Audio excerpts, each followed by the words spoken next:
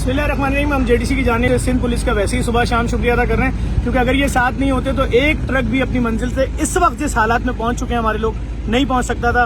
25-25 truck, 100 truck, 150 truck, इससे ज्यादा truck इनकी निगरानी में इनका इदारा लेकर अपने साथ SSCO DIG मकसूद मेमन साहब उनकी टीम लेके जा रहा है। मैं आज नश्तर पार्क में जो जेडीसी का ग्रैंड ऑपरेशन शुरू हो चुका है राशन का, उसके अंदर एडिशनल IG सिंध जनाब जावेद आलम ओडो साहब का शुक्रिया अदा करूंगा आए, और जिस तरह इनके SHO यहाँ पर बैठे हुए नश्तर पार्क में सपोर्ट दे रहे हैं। हम इनके साथ तारीख का सबसे बड़ा मेडिकल कैंप लगाने जा रहे हैं पुलिस के साथ मिलकर। दादू में 100 डॉक्टर उतरेंगे, 60,000 मरीज देखेंगे, हर डॉक्टर 200 मरीज देखेगा 3 दिन तक, उसके अंदर करोड़ों रुपए की दवाइयां, उसमें प्रोटेक्शन, उनकी वहां पर रिहाइश, ये तमाम चीजें। एक तो मैं शुक्रिया अदा करूंगा, दूसरा सर मैं आपसे जानना चाहूंगा सर, आपका तो एक सिपाही सिंध में है, जेडीसी को आप देख रहे हैं सर सिंध में किस तरह से हम काम कर रहे हैं, हमारे लड़कों के जज्बे के लिए क्या बोलेंगे, उनका मोरल हाई करने के लिए आप क्या बोलेंगे? देखिए जफर भाई, मैं बिल्कुल इसीलिए मैं अपने मसरूफ़ शेड्यूल से टाइम निकाल के आया, तो just wanted to thank you कि अल्लाह आपको इसकी जज़ा देगा।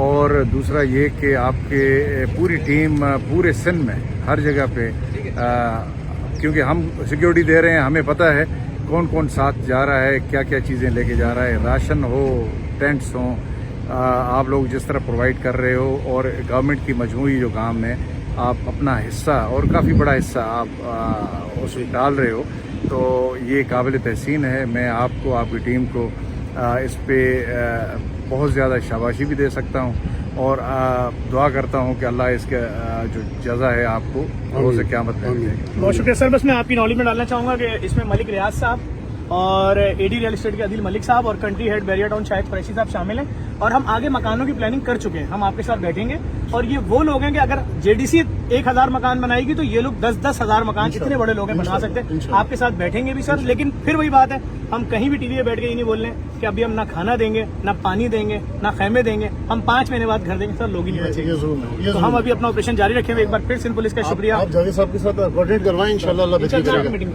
थैंक यू सर, बहुत शुक्रिया उस्मान साहब sir, thank you very much.